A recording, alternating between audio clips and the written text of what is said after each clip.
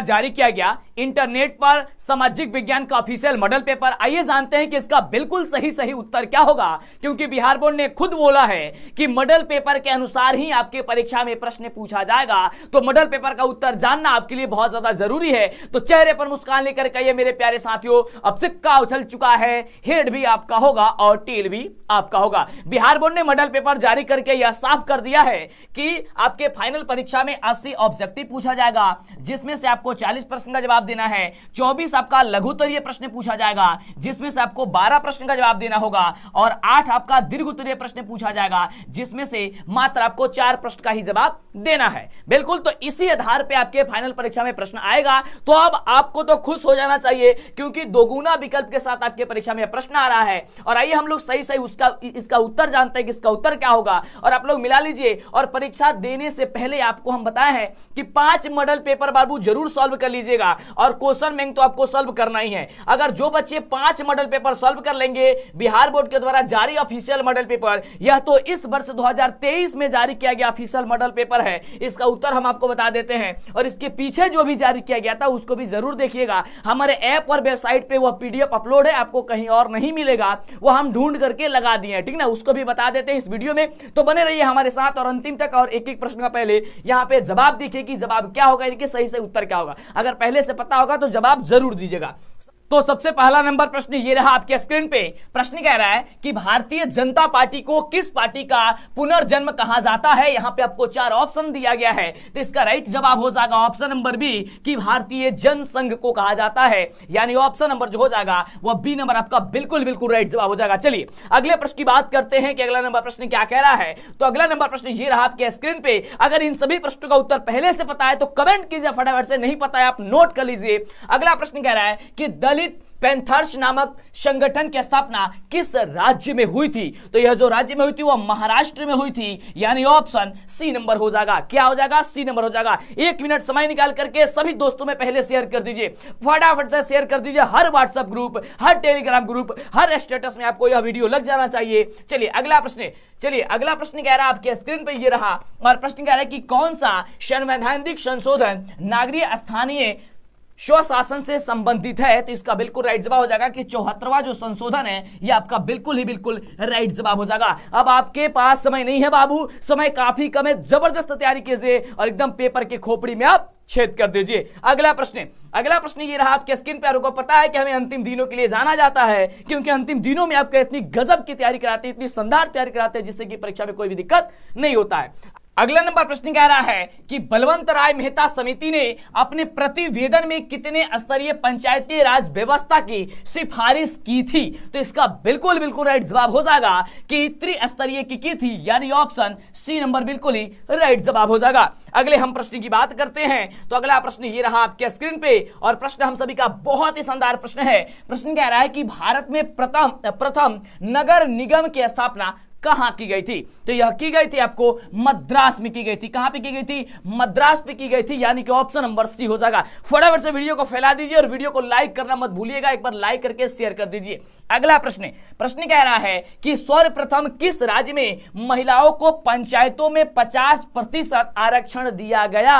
तो इसका राइट जवाब हो जाएगा कि बिहार में। कहां पे बाबू? तो बिहार में। सर्वप्रथम किस राज्य में महिलाओं को पंचायतों में 50% आरक्षण दिया गया था? वो हम लोग का राज्य बिहार राज्य है, यानी ऑप्शन सी कर दीजिए, यानी कि सी नंबर सही हो जाएगा। इसी बात पे वीडियो को लाइक कर दीजिए। अगला प्रश्न मेरे शेर कह रहा है, बड़ा ही शानदार प्रश्न है, और प्रश्न हम सभी क्या कह रहा है कि दल बदल कानून निम्न में से किस पर लागू होता है। और एक क्वेश्चन आपको हम बताए थे कि इसका राइट जवाब हो जाएगा कि सांसदों और विधायकों पर जो है वह दल बदल कानून लागू होता है। ऑप्शन क्या हो जाएगा? ए नंबर हो जाएगा।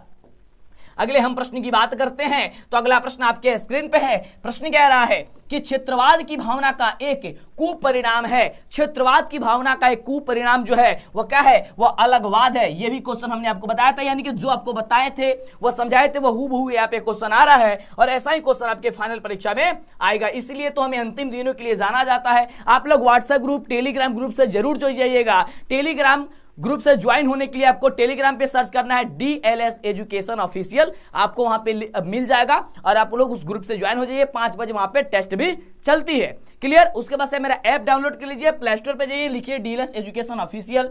अगला क्वेश्चन है और उसका लिंक भी नीचे दे दिया गया है अगर आप नहीं डाउनलोड किया है तो। अगला है कि अर्थशास्त्र पुस्तक किसने लिखी? तो अर्थशास्त्र जो पुस्तक है वह कौन लिखी थी? तो वह लिखे थे आपको चाणक्य जी ने। कौन लिखे थे? तो चाणक्य जी ने लिखे थे, यानी कि ऑप्शन बी नंबर हो जाएगा।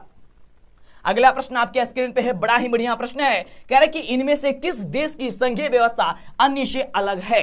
तो इसका राइट जवाब होगा कि संयुक्त राज्य जो अमेरिका है, इसकी जो है देश की संघीय व्यवस्था जो है वह अन्य से क्या है? अलग है, यानी ऑप्शन सी नंबर हो जाएगा। अगला देखिए, अगला प्रश्न आपके स्क्रीन पे है, बड़ा ही बढ़िया प्रश्न है और प्रश्न कह रहा है कि भारत की संघीय व्यवस्था निम्न में से किससे प्रभावित होती है? तो भारत की जो संघीय व्यवस्था है वह कनाडा से जो प्रभावित होती है, यानी ऑप्शन आपका हो जाएगा ए नंबर। क्या हो जाएगा? ए नंबर हो जाएगा। आप हमें नीचे कमेंट करके जरूर बताइएगा कि 80 प्रश्न में आप कितने ऑब्जेक्टिव को सॉल्व कर पा रहे हैं। इससे आपको अंदाजा लगेगा कि आपकी तैयारी कितनी हुई है। अगर बहुत कम तैयारी है तो अभी से आपको लगना होगा और आपको जबरदस्त तैयारी करना होगा, हर एक वीडियो को देखना होगा। प्लेलिस्ट में जाइए और हर एक वीडियो को देखिए। अगला है कि भारतीय संविधान की किस अनुसूची में राष्ट्रीय भाषाओं की सूची है? तो इसका राइट जवाब हो जाएगा कि 7वीं अनुसूची में है, यानी ऑप्शन सी नंबर हो जाएगा। क्या हो जाएगा? ऑप्शन सी नंबर हो जाएगा। अगले प्रश्न की बात करते हैं फटाफट से बाबू। चलिए अगला प्रश्न आपके स्क्रीन पे ये रहा और प्रश्न कह रहा है हम सभी का कि राज्य विधानसभा के चुनावों को कराने की जिम्मेदारी है। तो यह जो जिम्मेदारी है वह भारतीय चुनाव आयोग की है, यानी ऑप्शन नंबर आपका हो जाएगा ए नंबर। बिल्कुल बिल्कुल राइट जवाब। अगले प्रश्न की बात करते हैं फटाफट से। काफी बढ़िया बढ़िया क्वेश्चन जो है ये मॉडल पेपर में आया हुआ है और इसी तरीके के क्वेश्चन आपके फाइनल एग्जाम में आएगा। प्रश्न है कि शिक्षा को संविधान की किस सूची में रखा गया है? तो शिक्षा को ध्यान दीजिएगा, शिक्षा को संविधान की किस सूची में रखा गया है? तो ये रखा गया आपको समवर्ती सूची में। किसमें? तो समवर्ती सूची में रखा गया है, यानी कि ऑप्शन आपका सी नंबर हो जाएगा। चलिए अगले प्रश्न की बात करते हैं। अगला प्रश्न आपके स्क्रीन पर यह रहा और प्रश्न हम सभी का कह रहा है कि जर्मनी का एकीकरण कब हुआ? बाबू जर्मनी का जो एकीकरण हुआ था ना वो 1871 में हुआ था, यानी कि ऑप्शन नंबर हो जाएगा बाबू बी नंबर। क्या हो जाएगा? बी नंबर आपका बिल्कुल बिल्कुल राइट जवाब हो जाएगा। अगला देखिए, अगला प्रश्न आपके स्क्रीन पे है और प्रश्न कह रहा है कि हुआ हुआ आंदोलन किसने शुरू किया?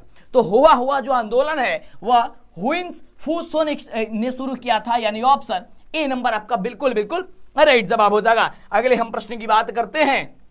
अगला नंबर प्रश्न कह रहा है कि जनरल लोन नोल किस देश के प्रधानमंत्री थे? तो इसका जो राइट जवाब हो जाएगा, यहाँ पे आपको 4 ऑप्शन दिया गया है और यहाँ से आपका हो जाएगा कि वो कंबोडिया के हैं। कौन कहाँ के हैं? तो वो कंबोडिया के हैं बाबू, यानी ऑप्शन सी हो जाएगा। अगर आपको पता है तो फटाफट से जवाब दीजिए, नहीं पता है तो एक शांत जगह बैठिए, कान में ईयरफोन लगाइए और एक शांत जगह बैठ करके जबरदस्त तैयारी कर लीजिए। जबरदस्त इसका सबका आंसर आप लोग नोट कर लीजिए। अगला प्रश्न है कि मार्च 1946 में फ्रांस और वियतनाम के बीच होने वाला समझौता को किस नाम से जाना जाता है? तो हनोई समझौता के नाम से जाना जाता है, यानी ऑप्शन नंबर आपका बी नंबर हो जाएगा। अगले हम प्रश्न की बात करते हैं। बड़ा ही शानदार, बड़ा ही जबरदस्त, बड़ा ही शानदार प्रश्न है और प्रश्न हम सभी का कह रहा है कि गांधी जी ने साबरमती आश्रम की स्थापना कहां की थी? तो यह जो स्थापना की थी वो ऑप्शन क्या हो जाएगा? अहमदाबाद में की थी, यानी ऑप्शन नंबर हो जाएगा बी नंबर। बिल्कुल ही राइट जवाब। अगले प्रश्न की बात करते हैं तो 20 नंबर प्रश्न आपके स्क्रीन पे आ चुका है और प्रश्न कह रहा है कि कांग्रेस के किस अधिवेशन में स्वशासन की जगह स्वराज का लक्ष्य प्रस्तावित किया गया? तो इसका राइट जवाब हो जाएगा कि कलकत्ता अधिवेशन, यानी ऑप्शन नंबर हो जाएगा आपका बी नंबर। बिल्कुल ही राइट जवाब। अगले नंबर प्रश्न की बात करते हैं। अगला प्रश्न आपके स्क्रीन पे ये रहा। हमें उम्मीद है कि आप लोग शेयर जरूर कर दिए होंगे, फटाफट से शेयर कर दीजिए, वीडियो को लाइक जरूर कीजिएगा। चलिए अगला प्रश्न है कि दांडी यात्रा से किस आंदोलन की शुरुआत हुई? दांडी यात्रा से किस आंदोलन की शुरुआत की गई थी? तो वह सविनय अवज्ञा आंदोलन की, यानी ऑप्शन नंबर आपका जो हो जाएगा वह ए नंबर बिल्कुल बिल्कुल राइट जवाब हो जाएगा। अगले हम प्रश्न की बात करते हैं। बड़ा ही शानदार, बड़ा ही जबरदस्त प्रश्न है और प्रश्न आपके स्क्रीन पे है। प्रश्न कह रहा है कि गांधी जी ने किस गोलमेज सम्मेलन में भाग लिया था? यानी इसका राइट जवाब होगा कि द्वितीय गोलमेज सम्मेलन में, ऑप्शन आपका हो जाएगा बी नंबर। बिल्कुल ही राइट जवाब। चलिए अगले प्रश्न की बात करते हैं फटाफट से। अगला नंबर प्रश्न ये रहा आपके स्क्रीन पे, शेयर कर दीजिए, फटाफट से नोट कर लीजिए। अगला प्रश्न क्या रहा है कि फॉरवर्ड ब्लॉक की स्थापना किसने की थी? तो फॉरवर्ड ब्लॉक की जो स्थापना किए थे वह सुभाष चंद्र बोस जी ने किए थे, यानी ऑप्शन नंबर हो जाएगा आपका क्या चीज? D number. बिल्कुल ही राइट जवाब। चलिए अगले प्रश्न की बात करते हैं। अगला प्रश्न ये रहा आपके स्क्रीन पे, बहुत ही शानदार, बड़ा ही जबरदस्त प्रश्न है। कह रहे कि बंगाल विभाजन कब और किसने किया? बंगाल का जो विभाजन हुआ था वह कब और किसने किए थे? तो वह 1905 ईस्वी में जो है वह कर्जन ने किए थे, यानी ऑप्शन नंबर हो जाएगा ए नंबर बिल्कुल ही राइट जवाब। क्या हो जाएगा? ए नंबर आपका सही जवाब हो जाएगा। अगले हम प्रश्न की बात करते हैं। अगला प्रश्न आपके स्क्रीन पे है। प्रश्न कह रहा है कि निम्न में से कौन मित्र राष्ट्र नहीं है? मित्र राष्ट्र नहीं है तो आपका जर्मनी जो है वह मित्र राष्ट्र नहीं है, यानी ऑप्शन नंबर हो जाएगा आपका बी नंबर। अगले प्रश्न की बात करते हैं फटाफट से। तो अगला नंबर प्रश्न ये रहा आपके स्क्रीन पे, और प्रश्न हम सभी का कह रहा है, बड़ा ही बढ़िया प्रश्न है कि स्वराज पार्टी का प्रथम सम्मेलन कहां हुआ? स्वराज पार्टी का प्रथम सम्मेलन जो है वह इलाहाबाद में हुआ था, यानी ऑप्शन आपका हो जाएगा ए नंबर। ऑब्जेक्टिव से लेकर के सब्जेक्टिव जो ऑफिशियल मॉडल पेपर सबका उत्तर हम बताने वाले हैं, आपको टेंशन नहीं लेना है। चलिए अगले प्रश्न की बात करते हैं। अगला नंबर प्रश्न कह रहा है कि इनमें से किसने पावर लूम का आविष्कार किया था? यहां पे आपको 4 ऑप्शन दिया गया और इसी प्रकार से आपके परीक्षा में भी रहेगा। तो इसका राइट जवाब जो हो जाएगा वो हो जाएगा अंडमंड कार्ट राइट ने किए थे, यानी ऑप्शन सी नंबर हो जाएगा। अगले हम प्रश्न की बात करते हैं। तो अगला प्रश्न आपके स्क्रीन पे ये रहा, बड़ा ही बढ़िया प्रश्न कह रहा है कि न्यू डील नामक नवीन आर्थिक नीति कहां लागू हुई थी? तो यह जो लागू हुई थी वो अमेरिका में लागू हुई थी। कहां? अमेरिका में लागू हुई थी। ऑप्शन हो जाएगा बी नंबर। देखिए परीक्षा देने से पहले कम से कम बिहार बोर्ड के 5 मॉडल पेपर जरूर सॉल्व कर लीजिएगा, और 5 मॉडल पेपर जो बच्चे सॉल्व कर लिए, समझिए कि एक मॉडल पेपर में आपका 80 क्वेश्चन रहेगा। इस तरीके से 5 मॉडल पेपर में कितना हो जाएगा? 400 क्वेश्चन हो जाएगा, और जिस बच्चे को 400 क्वेश्चन हो जाएगा उस समझिए उनको कुछ भी दिक्कत होने वाला नहीं है। अगला है कि 1991 में सोवियत संघ के विघटन के उपरांत कौन देश महाशक्ति के रूप में उभर करके आया था? तो वह था संयुक्त राज्य जो था वह अमेरिका, यानी ऑप्शन डी नंबर हो जाएगा कि संयुक्त राष्ट्र अमेरिका था। ठीक ना। चलिए अगले प्रश्न की हम बात करते हैं। तो अगला प्रश्न आपके स्क्रीन पे है, ये रहा प्रश्न। अगला नंबर प्रश्न कह रहा है कि इनमें से कौन देश दशेस का सदस्य नहीं है, यानी कि सार्क का सदस्य नहीं है। दशेस का मतलब होता है सार्क, यानी ऑप्शन हो जाएगा इसका बांग्लादेश। ऑप्शन आपका डी नंबर बिल्कुल ही राइट जवाब हो जाएगा। अगले हम प्रश्न की बात करते हैं। तो अगला प्रश्न ये रहा आपके स्क्रीन पे, और कह रहा है, बड़ा ही बढ़िया प्रश्न है कि रूसो किस देश का रहने वाला था? रूसो जो है वो किस देश का रहने वाला था? तो रूसो आपका फ्रांस का रहने वाला था, यानी ऑप्शन आपका हो जाएगा ए नंबर। अगले हम प्रश्न की बात करते हैं। बड़ा ही शानदार, बड़ा ही जबरदस्त, बड़ा ही बढ़िया प्रश्न है। कह रहा है कि अल हिलाल का संपादन किसने किया? अल हिलाल का जो संपादन किए थे बाबू, वह किए थे मौलाना अबुल कलाम आजाद ने किए थे, यानी ऑप्शन आपका ए नंबर हो जाएगा। अगले हम प्रश्न की बात करते हैं। तो अगला प्रश्न आपके स्क्रीन पे ये रहा, और प्रश्न हम सभी का कह रहा है कि गुटेनबर्ग ने सर्वप्रथम किस पुस्तक की छपाई की थी? तो गुटेनबर्ग ने, तो आप सभी को पता ही है कि बाइबल की छपाई की थी, यानी ऑप्शन सी नंबर हो जाएगा। क्या हो जाएगा? ऑप्शन नंबर आपका सी हो जाएगा। चलिए अगले प्रश्न की बात कीजिए। अगले प्रश्न की तो बात करते हैं। अब चेहरे पर मुस्कान लेकर के आइए मेरे प्यारे साथियों। अब सिक्का उछल चुका है, हेड भी आपका होगा और टेल भी आपका होगा। अगला प्रश्न है, महात्मा गांधी ने इनमें से किसका संपादन किया था? तो महात्मा गांधी जो है वह यंग इंडिया की संपादन किए थे, यानी ऑप्शन जो हो जाएगा वह बी नंबर हो जाएगा। क्लियर। चलिए बढ़ते हैं अगले नंबर प्रश्न की ओर। और अगला नंबर जो प्रश्न है वह प्रश्न हम सभी का कह रहा है, बड़ा ही बढ़िया प्रश्न है कि काउंट काबूर को विक्टर इमैनुअल ने किस पद पर जो है वह नियुक्त किया था? तो वह प्रधानमंत्री के पद पर नियुक्त किए थे। और यह प्रश्न काफी आसान है, बहुत बार पूछा जा चुका है, और बहुत सारा प्रश्न आप देख रहे हैं कि हमने आपको जो पढ़ाए बताए वह हूबहू यहां से आपको क्वेश्चन मिलते जा रहा है। अगले प्रश्न की हम बात करते हैं। तो अगला प्रश्न आपके स्क्रीन पे ये रहा, और प्रश्न हम सभी का कह रहा है कि वियना सम्मेलन की मेजबानी किसने की? बीना सम्मेलन की जो मेजबानी जो थी वो मेटरनिक ने किए थे, यानी ऑप्शन आपका डी नंबर हो जाएगा। क्या हो जाएगा? ऑप्शन आपका डी नंबर हो जाएगा। अगले हम प्रश्न की बात करते हैं। तो अगला प्रश्न आपके स्क्रीन पे ये रहा, और प्रश्न हम सभी का कह रहा है कि आंतरिक विद्रोह को दबाने के लिए रूस में किस संगठन की स्थापना हुई थी? तो वह जो संगठन की स्थापना हुई थी उसका नाम था चेका। क्या नाम था? चेका नाम था, यानी ऑप्शन बी नंबर हो जाएगा। अगले हम प्रश्न की बात करते हैं। तो अगला प्रश्न आपके स्क्रीन पे है, और कह रहा है कि भारत में उपभोक्ता संरक्षण अधिनियम की घोषणा कब की गई थी? तो भारत में उपभोक्ता संरक्षण अधिनियम की जो घोषणा की गई थी वह घोषणा आपको 1986 ईस्वी में की गई थी, यानी ऑप्शन आपका हो जाएगा ए नंबर। क्या हो जाएगा? ए नंबर हो जाएगा बिल्कुल ही राइट जवाब। अगले हम प्रश्न की बात करते हैं। तो ये रहा प्रश्न आपके स्क्रीन पे, बड़ा ही शानदार, बड़ा ही लाजवाब, बड़ा ही धमाल प्रश्न है। कह रहे कि विश्व उपभोक्ता अधिकार दिवस कब मनाया जाता है? तो विश्व उपभोक्ता अधिकार जो दिवस है बाबू वो मनाया जाता है 15 मार्च को मनाया जाता है। कब? तो 15 मार्च को मनाया जाता है, यानी ऑप्शन बी नंबर हो जाएगा। अगले हम प्रश्न की बात करते हैं, बड़ा ही शानदार, बड़ा ही लाजवाब, बड़ा ही जबरदस्त प्रश्न है। कह रहे कि भारत में सर्वप्रथम राष्ट्रीय आय का अनुमान कब लगाया गया था? ठीक ना, तो इसका राइट जो जवाब हो जाएगा वो क्या हो जाएगा? ऑप्शन नंबर आपका सी नंबर हो जाएगा कि 1868 ईस्वी। क्या हो जाएगा? 1868, यानी कि ऑप्शन आपका सी नंबर हो जाएगा। अगले प्रश्न की बात करते हैं। ये देखिए 40 ही प्रश्न आपके एग्जाम में सॉल्व करना है, तो 80 में से कोई भी 40 सॉल्व कर रहा है तो हम लोग तो 80 प्रश्न का उत्तर जानेंगे, क्योंकि यहां से भी प्रश्न आपके एग्जाम में हूबहू टकराएगा। चलिए अगला नंबर प्रश्न कह रहा है कि गरीबी की तुलना किस अर्थशास्त्री ने कैंसर रोग से की है? तो इसका बिल्कुल राइट जवाब हो जाएगा कि कुज़नेत्स ने की है, यानी ऑप्शन बी नंबर बिल्कुल ही राइट जवाब हो जाएगा। चलिए अगले प्रश्न की बात करते हैं। अगला प्रश्न 3 नंबर, गजब हालवा रे। तो अगले नंबर प्रश्न कह रहा है कि गरीबी की तुलना किस अर्थशास्त्री ने कैंसर रोग से की है, जो कि बहुत बढ़िया प्रश्न है, और इसका राइट जवाब हो जाएगा कि कुज़नेत्स ने की थी, यानी कि ऑप्शन हो जाएगा आपका बी नंबर। चलिए अगले प्रश्न की बात करते हैं। अगला प्रश्न बड़ा ही शानदार, बड़ा ही बढ़िया प्रश्न है, और प्रश्न कुछ यूं है आपके स्क्रीन पे कि मानव विकास सूचकांक में इनमें से किसे सम्मिलित किया गया है? तो इसका राइट जवाब होगा कि जीवन स्तर को सम्मिलित किया गया है, यानी ऑप्शन सी नंबर हो जाएगा। क्या हो जाएगा? ऑप्शन सी नंबर हो जाएगा। सब जगह फैला दीजिए बाबू। अब देखिए आपके पास समय काफी कम है, और कम समय में आपको बेहतर तैयारी करना है। आप मॉडल पेपर को सॉल्व कीजिए, रिवीजन कीजिए, ज्यादा लिखने का प्रयास कीजिए, क्योंकि जब आप लिखेगा हैंडराइटिंग सुधरेगा और लिखा हुआ चीज आपको भूलेगा नहीं, है ना। चलिए अगला प्रश्न कह रहा है कि भारत में आर्थिक नियोजन का काम कौन सी संस्था करती है? तो इसका राइट जवाब हो जाएगा कि नीति आयोग करती है। कौन करती है? तो नीति आयोग करती है, यानी कि ऑप्शन नंबर आपका सी नंबर हो जाएगा। चलिए बात करते हैं अगले नंबर प्रश्न की। अगला नंबर प्रश्न ये रहा आपके स्क्रीन पे, बहुत ही बढ़िया प्रश्न है, और प्रश्न हम सभी का कह रहा है कि poverty and un British rule in India नामक किताब किसने लिखी? तो इसका राइट जवाब हो जाएगा कि दादा भाई नौरोजी ने लिखी थी। कौन? तो दादा भाई नौरोजी ने, यानी कि ऑप्शन बी नंबर हो जाएगा।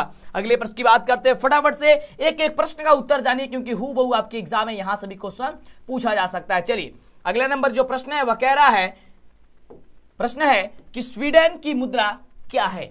तो स्वीडन के जो मुद्रा है वो याद कीजिएगा वो है क्रोना है। क्या है? क्रोना है, यानी ऑप्शन सी नंबर हो जाएगा। चलिए अगले हम प्रश्न की बात करते हैं। अगला प्रश्न आपके स्क्रीन पे ये रहा 46 नंबर प्रश्न है, और प्रश्न हम सभी का कह रहा है कि निम्नलिखित में कौन भारत का सर्वोच्च बैंकिंग संस्था है? सर्वोच्च बैंकिंग जो संस्था है वह भारतीय रिजर्व बैंक ऑफ इंडिया, यानी कि भारतीय रिजर्व बैंक है, यानी ऑप्शन डी नंबर हो जाएगा। क्लियर? चलिए अगले प्रश्न की बात करें। हाँ सर बात कीजिए, बिल्कुल। चलिए अगला प्रश्न बाबू आपके स्क्रीन पे आ चुका है। अगला प्रश्न कह रहा है कि मानव के सर्वांगीण विकास एवं सामाजिक आर्थिक विकास के लिए सबसे महत्वपूर्ण तत्व क्या है? तो इसका सबसे महत्वपूर्ण जो तत्व है वो आपका शिक्षा है, यानी ऑप्शन सी नंबर हो जाएगा, डी नंबर हो जाएगा। चलिए अगले प्रश्न की बात करते हैं। ऐप जरूर डाउनलोड कीजिएगा, आपको उसमें ऑब्जेक्टिव सब्जेक्टिव सब कुछ मिल जाएगा। प्ले स्टोर पे जाइए, डीएलएस एजुकेशन सर्च कीजिए, आपको आएगा डीएलएस एजुकेशन ऑफिशियल का ऐप, उसे डाउनलोड कर लीजिए, इनकी इंस्टॉल कर लीजिएगा, नीचे डिस्क्रिप्शन में लिंक भी दिया है। और गूगल पे जाइए, गूगल पे सर्च कीजिए डीएलएस एजुकेशन ऑफिशियल, वहां से आप लोग बेहतर तैयारी कीजिए। समय काफी कम है और आपको वही सारे क्वेश्चन वहां पे बताया गया, अपलोड किया गया, जो आपके एग्जाम में हूबहू टकराएगा। अगला क्वेश्चन, अगला प्रश्न कह रहा है कि इनमें से कौन भारतीयों के जीवन निर्वाह का मुख्य साधन है? तो इसका बिल्कुल राइट जवाब होगा कृषि है। क्या है बाबू? कृषि है, यानी ऑप्शन सी नंबर हो जाएगा। बिल्कुल समझ में आ रहा है? बिल्कुल इसका जवाब हो जाएगा ऑप्शन सी नंबर। अगले हम प्रश्न की बात करते हैं। तो अगला प्रश्न आपके स्क्रीन पे ये रहा 49 नंबर प्रश्न है, और प्रश्न हम सभी का कह रहा है कि भारतीय क्षेत्र में कौन सी आर्थिक क्रिया शामिल है? कौन सी आर्थिक क्रिया शामिल है? तो वह खनन है। क्या है बाबू? खनन है, यानी ऑप्शन ए नंबर हो जाएगा। क्लियर? चलिए आगे हम बात करते हैं। अगला प्रश्न आपके स्क्रीन पे ये रहा, बड़ा ही बढ़िया, बड़ा ही शानदार क्वेश्चन है। कह रहा है प्रश्न कि सोने के आभूषण की गुणवत्ता यानी कि सुनिश्चित करने के लिए किस मानक चिन्ह का प्रयोग किया जाता है? आप सभी को पता है कि हॉलमार्क का प्रयोग किया जाता है, यानी ऑप्शन सी नंबर हो जाएगा। क्लियर? चलिए बढ़ते हैं अगले नंबर क्वेश्चन की ओर और देखते हैं अगला नंबर क्वेश्चन क्या कह रहा है। देखिए बातें कम करना है और कम समय में बहुत सारा चीज आपको ग्रहण करना है, याद करना है, समझना है, क्योंकि एग्जाम आपका भी नजदीक आ चुका है। अगला नंबर प्रश्न कह रहा है कि इनमें से किस संस्था का गठन 1954 में किया गया था? तो यहां से चारों ऑप्शन में से किसी का भी गठन जो है वो 1954 में नहीं किया गया था। जैसे कि सबसे पहला ऑप्शन है योजना आयोग, इसका गठन जो है वह 1950 में किया गया था। राष्ट्रीय विकास परिषद का गठन जो है वह 1952 में किया गया था। और बात करते हैं राष्ट्रीय प्रतिदर्श सर्वेक्षण का गठन जो है वह 1950 में किया गया था और केंद्रीय सांख्यिकी संगठन का जो है वह 1951 में किया गया था। मेरे अनुसार ये चारों ऑप्शन यहाँ पे 1954 तो कहीं पे भी नहीं दिखाई दे रहा है, लेकिन एक बार आप चेक कर लीजिएगा या फिर बाद में भी आपको हम कंफर्म करवा देंगे इसका सही उत्तर क्या होगा। वैसे तो इसका सभी का सही उत्तर हम लिख दिए हैं कि ऑप्शन कौन सा क्या होगा। ठीक है, बढ़ते हैं अगले नंबर क्वेश्चन की ओर कि अगला नंबर हम सभी का प्रश्न क्या कह रहा है। उसका स्क्रीनशॉट ले लिए होंगे आप लोग, ले लीजिएगा और याद कर लीजिएगा। अगला जो प्रश्न है वह कह रहा है कि मौसमी बेरोजगारी पाई जाती है। तो बाबू मौसमी जो बेरोजगारी है ना वह कृषि क्षेत्र में पाई जाती है ना। किस में पाई जाती है? कृषि क्षेत्र में पाई जाती है। क्लियर? चलिए अगला प्रश्न देखिए। अगला प्रश्न बाबू इसका उत्तर क्या हो जाएगा, ध्यान दीजिएगा।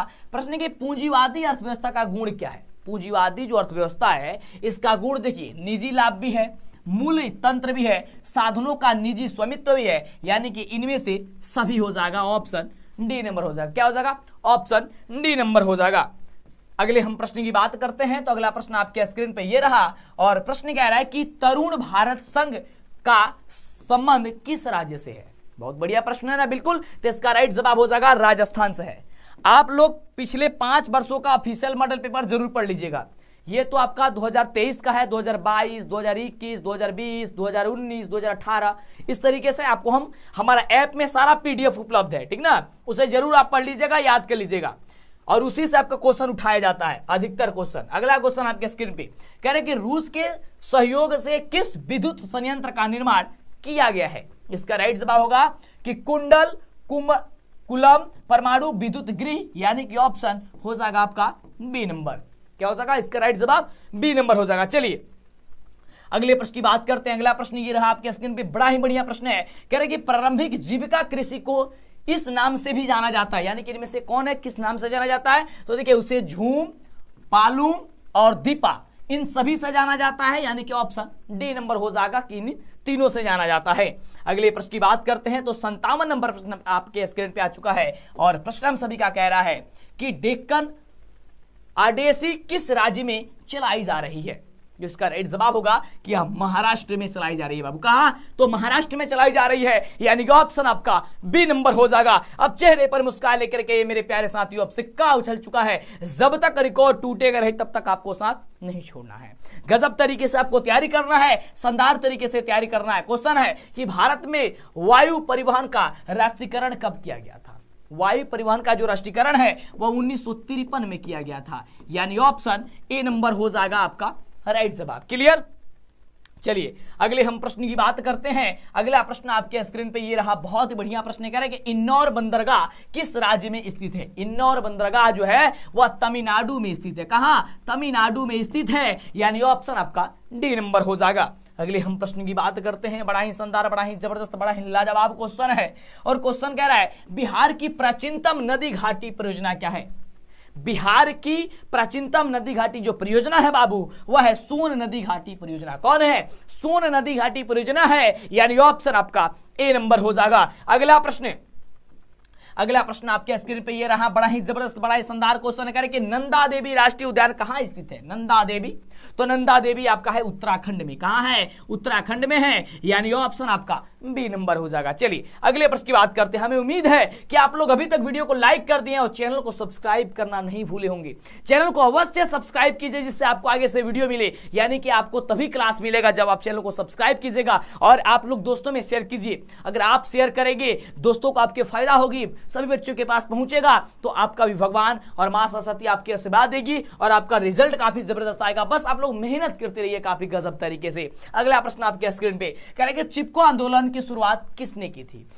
तो चिपको आंदोलन की जो शुरुआत है वो सबको पता है कि सुंदरलाल बहुगुणा ने किया था, यानी ऑप्शन आपका ए नंबर हो जाएगा। अगले प्रश्न की बात करते हैं। अगला प्रश्न आपके स्क्रीन पे ये रहा, बड़ा ही बढ़िया प्रश्न है और प्रश्न कह रहा है कि बिहार में कितने प्रतिशत भौगोलिक क्षेत्र में वन का फैलाव है? कितने प्रतिशत? तो इसका राइट जवाब होगा 7%। 7% क्या हो जाएगा? ऑप्शन नंबर हो जाएगा ए नंबर कि 7%। अगले हम प्रश्न की बात करते हैं। अगला प्रश्न आपके स्क्रीन पे ये रहा और प्रश्न कह रहा है कि इनमें से कौन कार्बनिक खनिज नहीं है बाबू? कार्बनिक खनिज नहीं है, तो कार्बनिक खनिज जो हो जाएगा आपका प्राकृतिक गैस हो जाएगा। क्या हो जाएगा? प्राकृतिक गैस हो जाएगा, यानी कि ऑप्शन नंबर आपका सी नंबर हो जाएगा। अगले हम प्रश्न की बात करते हैं। ये रहा प्रश्न आपके स्क्रीन पे, और प्रश्न हम सभी का कह रहा है कि सीमेंट उद्योग का कच्चा माल कौन है। सीमेंट उद्योग का बाबू जो कच्चा माल है वह चुन्ना पत्थर है। कौन है? चुन्ना पत्थर है। ऑप्शन आपका ए नंबर हो जाएगा। ये सभी क्वेश्चन आपको हमने पहले बता दिए हैं, बहुत सारा क्वेश्चन आपको याद होगा, हम बताए हुए हैं। अगला प्रश्न आपके स्क्रीन पे ये रहा, बड़ा ही बढ़िया, बड़ा ही शानदार, बड़ा ही लाजवाब क्वेश्चन है। कह रहे कि भारत का पहला तेल शोधक कारखाना कहाँ है? भारत का पहला तेल शोधक जो कारखाना है वह बाबू आपको डिगबोई में है। कहां है? तो डिगबोई, यानी ऑप्शन हो जाएगा आपका सी नंबर।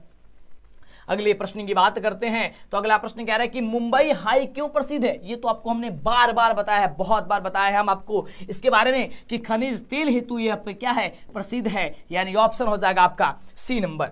अगले हम प्रश्न की बात करते हैं। अगला प्रश्न आपके स्क्रीन पे ये रहा, बहुत ही बढ़िया प्रश्न है। कह रहा है प्रश्न हम सभी का कि भारत की प्रमुख खदान फसल कौन है? भारत की प्रमुख जो खदान फसल है आप सभी को पता है चावल, सबसे ज्यादा चावल है, यानी ऑप्शन हो जाएगा आपका बी नंबर। अगले प्रश्न की बात करते हैं। अगला प्रश्न आपके स्क्रीन पे ये रहा बाबू, बड़ा ही बढ़िया, बड़ा ही शानदार, बड़ा ही लाजवाब क्वेश्चन है। कह रहा है जूट उत्पादन में कौन देश अग्रणीय है? यानी कि सबसे ज्यादा जूट कहां पे उगाई जाती है? तो बांग्लादेश है। कौन है? बांग्लादेश है, यानी ऑप्शन बी नंबर हो जाएगा। अगले हम प्रश्न की बात करते हैं। तो अगला प्रश्न ये रहा आपके स्क्रीन पे, कह रहा है इन राज्यों में कौन लौह अयस्क का अग्रणी उत्पादक है? यानी कि सबसे ज्यादा उत्पादक जो है लौह अयस्क का कहां पे किया जाता है? तो किया जाता है उड़ीसा में। कहां? उड़ीसा में किया जाता है, यानी कि ऑप्शन नंबर आपका हो जाएगा ए नंबर। अगले हम प्रश्न की बात करते हैं। तो अगला प्रश्न आपके स्क्रीन पे ये रहा, प्रश्न कह रहा है कि किसे बिहार का रेशम नगर कहा जाता है? वाह, क्या बढ़िया प्रश्न है। रेशम नगर, तो भागलपुर को रेशम नगर कहा जाता है, यानी ऑप्शन नंबर डी नंबर आपका बिल्कुल राइट जवाब होगा कि भागलपुर को रेशम नगर कहा जाता है। अगले हम प्रश्न की बात करते हैं। अगला प्रश्न कह रहा है कि बिहार की अर्थव्यवस्था में किस क्षेत्र का सर्वाधिक योगदान है? सबसे ज्यादा योगदान किसकी है? तो वह कृषि की है। किसकी है? तो कृषि की है, यानी ऑप्शन आपका ए नंबर हो जाएगा। अगले हम प्रश्न की बात करते हैं। अगला प्रश्न आपके स्क्रीन पे रहा, और प्रश्न कह रहा है कि बिहार की बड़ी त्रासदियों में से है एक, यह क्या चीज है इसमें से? तो बाढ़ जो है यहाँ पे सबसे ज्यादा आता है, आपको पता ही है, और बाढ़ के कारण काफी सारे जान माल की क्षति होती है, आप सभी को पता ही। ऑप्शन हो जाएगा बी नंबर। ये रहा 74 नंबर प्रश्न आपके स्क्रीन पे, और प्रश्न हम सभी क्या कह रहे हैं कि कुशहा तटबंध किस नदी पर है? कुशहा तटबंध जो है वह किस नदी पे है? तो यह कोसी नदी पे ही है, यानी ऑप्शन ए नंबर हो जाएगा। अगले हम प्रश्न की बात करते हैं। अगला प्रश्न आपके स्क्रीन पे ये रहा, बड़ा ही बढ़िया, बड़ा ही शानदार प्रश्न है, और प्रश्न आपके स्क्रीन पे क्या कह रहा है? ध्यान दीजिएगा कि सतलज नदी पर कौन सा कृत्रिम जलाशय बनाया गया है? तो यह बनाया गया है गोविंद सागर। क्या बनाया गया है? गोविंद सागर बनाया गया है, यानी ऑप्शन डी नंबर हो जाएगा। अगले प्रश्न की बात करते हैं। ये रहा प्रश्न आपके स्क्रीन पे, बड़ा ही बढ़िया प्रश्न है। कह रहा है प्रश्न कि आपदा प्रबंधन का प्रमुख घटक कौन है? बड़ा बढ़िया प्रश्न है कि आपदा प्रबंधन का प्रमुख घटक कौन है? स्थानीय स्वशासन, स्वयंसेवी संगठन, या गांव मोहल्ले के लोग? तो इनमें से सभी हो जाएगा, यानी कि तीनों का तीनों हो जाएगा, यानी ऑप्शन डी नंबर हो जाएगा। अगले हम प्रश्न की बात करते हैं। अगला प्रश्न आपके स्क्रीन पे ये रहा, और प्रश्न हम सभी का कह रहा है, बड़ा ही बढ़िया प्रश्न है। कह रहा है कि सुदूर संवेदी उपग्रह का प्रयोग किस लिए किया जाता है? तो इसका राइट जवाब होगा कि संसाधनों की खोज के लिए किया जाता है। किसके लिए? तो संसाधनों की खोज के लिए किया जाता है। अगले हम प्रश्न की बात करते हैं। तो अगला नंबर प्रश्न आपके स्क्रीन पे ये रहा, और प्रश्न कह रहा है कि 26 दिसंबर 2004 को विश्व के किस हिस्से में भयंकर सुनामी आया था? तो जो भयंकर सुनामी है वह हिंद महासागर में आया था। कहां? तो हिंद महासागर में आया था, यानी ऑप्शन बाबू सी नंबर हो जाएगा। चलिए अगले प्रश्न की बात करते हैं। शेयर तो कर दिए होंगे आप लोग, वीडियो को लाइक भी कर दिए होंगे। हाँ बिल्कुल बाबू, चलिए एक बार आप लोग कर दीजिए, थोड़ा सा समय निकाल करके शेयर लाइक कर दीजिए आप लोग फटाफट से। चलिए अगले प्रश्न की बात करते हैं। अगला प्रश्न आपके स्क्रीन पे रहा, कह रहे कि भारत में अत्यंत विनाशकारी भूकंप आया था। भारत में अत्यंत विनाशकारी भूकंप आया था, कब? तो वह आया था 1934 ईस्वी में। कब आया था? 1934 ईस्वी में आया था, यानी ऑप्शन नंबर हो जाएगा क्या चीज? आपका ए नंबर हो जाएगा, बिल्कुल ही राइट जवाब। क्लियर? चलिए अगले प्रश्न की बात करते हैं। अगला प्रश्न आपके स्क्रीन पे ये रहा, सबसे लास्ट प्रश्न है ऑब्जेक्टिव का कि सुनामी किस भाषा का शब्द है?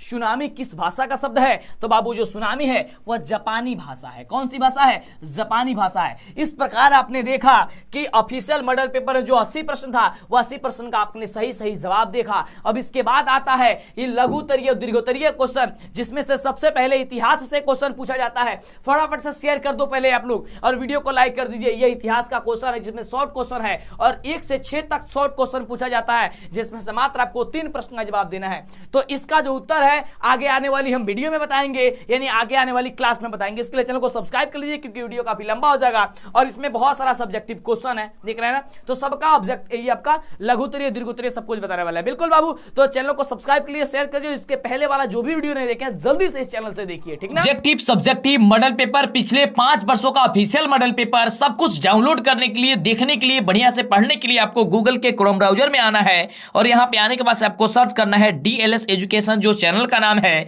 जैसे आप सर्च करेंगे आपके सामने आएगा डीएलएस एजुकेशन ऑफिशियल। आपको इस पर सिंपल सा क्लिक कर देना है। क्लिक करते हैं इस तरीके से ओपन होगा और यहां पे आइएगा तो सब चीज मिल जाएगा। और मॉडल पेपर, ऑब्जेक्टिव, सब्जेक्टिव सब कुछ यहां पे दिया गया, देख सकते हैं सबका लिंक यहां पे दिया गया है। तो देरी न कीजिए, जल्दी आइए, फटाफट से आइए और इसे आप सर्च करके देखिए। दूसरा एक और तरीका आपको बताते हैं, आप हमारा ऐप जरूर डाउनलोड कर लीजिए। ऐप डाउनलोड करने के लिए आप गूगल प्ले स्टोर में आइए और प्ले स्टोर में आने के बाद से सर्च कीजिए डीएलएस एजुकेशन, जो चैनल का नाम है। जैसे ही आप सर्च करेंगे आपके सामने आएगा डीएलएस एजुकेशन ऑफिशियल। आप इस पर क्लिक करके इसे आप इंस्टॉल कर लीजिएगा। हमारे मोबाइल फोन में इंस्टॉल है, आप इसे इंस्टॉल कर लीजिएगा।